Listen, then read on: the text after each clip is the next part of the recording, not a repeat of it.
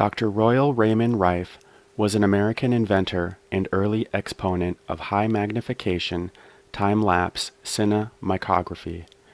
Rife reported that he had built a beam ray device that could destroy pathogens and even cancer by using specific frequencies in the affected areas. He claimed that there was a conspiracy involving the American Medical Association, the Department of Public Health, and other elements of organized medicine which had brainwashed and intimidated his colleagues. Here we can listen to Dr. Rife in his own words. As far back as 1920, I conceived the idea and the possibility of when the causative agent of malignancy, so-called cancer, would be discovered and found and proven that it would be caused by a microorganism. Of course, reception that I received that far back from the medical profession and scientists was nil. But I kept at the work, and I succeeded in eventually isolating a virus.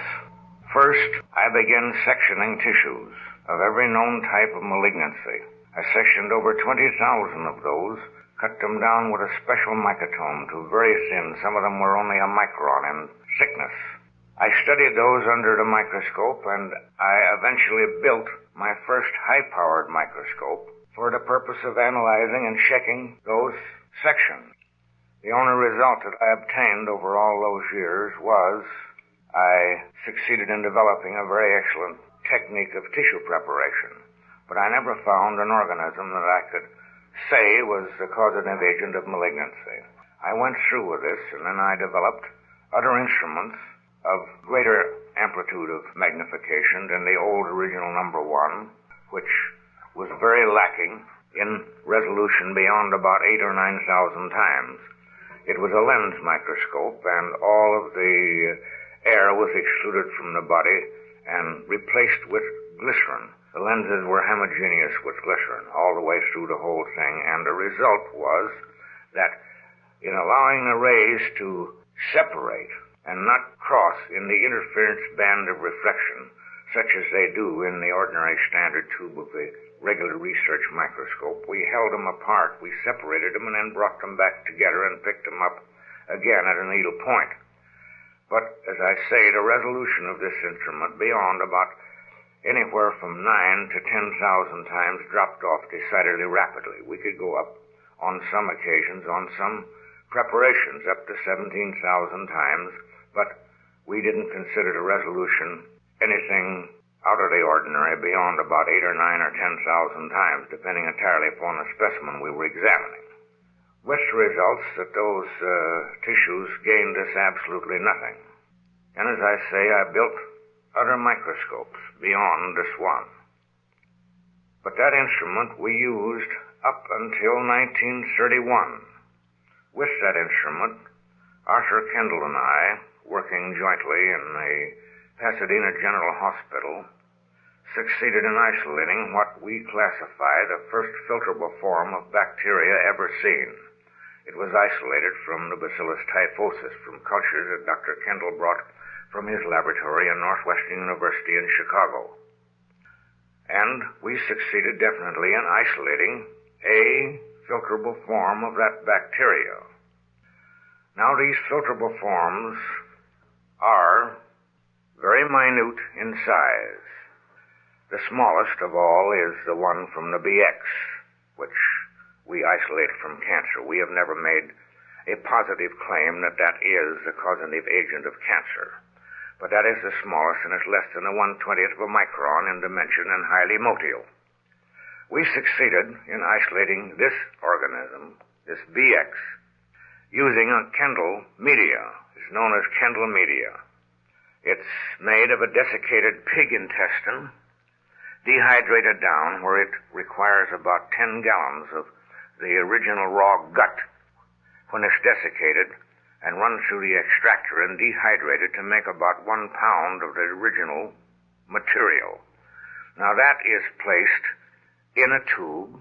We use about 4 grams, and then we use 10 to 20 cc's of a tyrode solution. It's a chemical series of salts.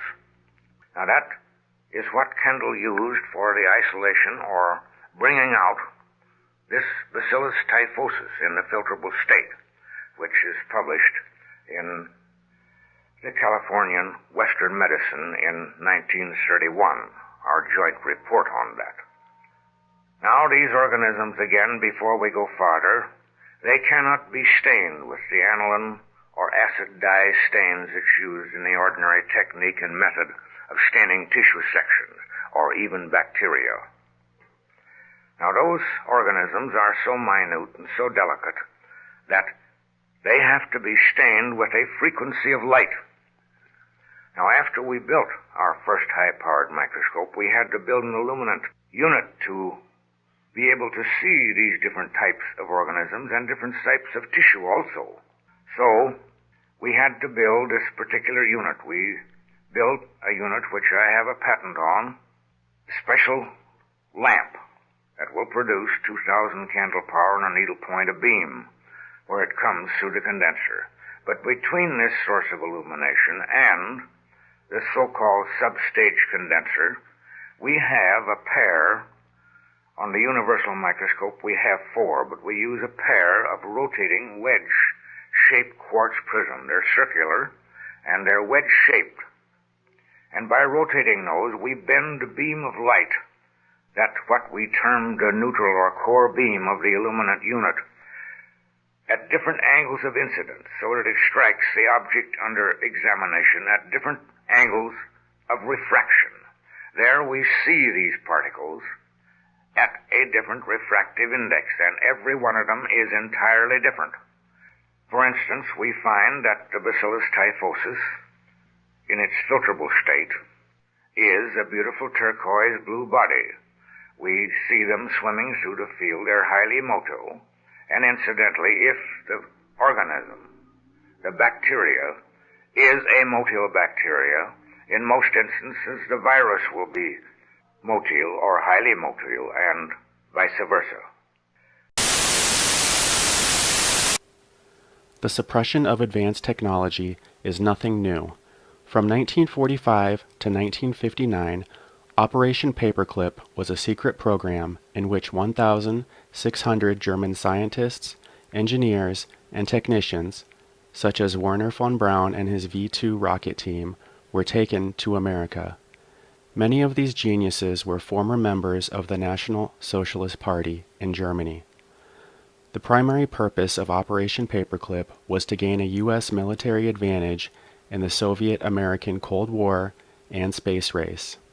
It has been suggested that the Germans during World War II had mastered space travel, having invented disc-shaped aircraft, Die Glocke, otherwise known as the Bell, and even established bases on the Moon and Mars.